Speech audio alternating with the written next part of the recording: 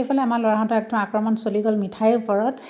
যিহেতু মই মাৰ ঘৰলৈ গৈছিলোঁ, মাৰ ঘৰৰ পৰা আহোঁতে কি আনো মানে টোপোলা, সিহঁতৰ সেইটোৱে চিন্তা, মানে কি আনিছে খাবলৈ মামাৰ ঘৰৰ পৰা, গতিকে ব্যস্ত হৈ গ'ল খোৱা বোৱাত। ইফালে ময়ো বোলো কি আনিছোঁ অকণমান দেখাই দিওঁ। ইফালে ধেমাজিৰ পৰা ভণ্টি যিহেতু আহি আছে মাৰ ঘৰত, গতিকে তাই লৈ আহিছিলে দীঘল লাই শাক, আৰু মই লৈ আহিলোঁ ইফালে মিঠাই।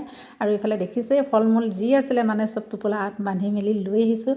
আৰু মেইন বস্তু হ'ল এই একদম বিলৰ মাছ, যিহেতু ধান কাটি শেষ হৈছে ৰাইজৰ, গতিকে এতিয়া সকলোৱে জাল পাতাত ব্যস্ত হৈ গৈছে। আৰু মাহঁতৰ ঘৰতো জাল পাতিছিলে মামাই, গতিকে মানে একদম মাছ লাগিছে যেতিয়া মই ক'লে যেতিয়া লৈ যায়, গতিকে মইতো সুবিধা পায়েই গ'লোঁ, লৈ আহিলোঁ গতিকে মাছকেইটা।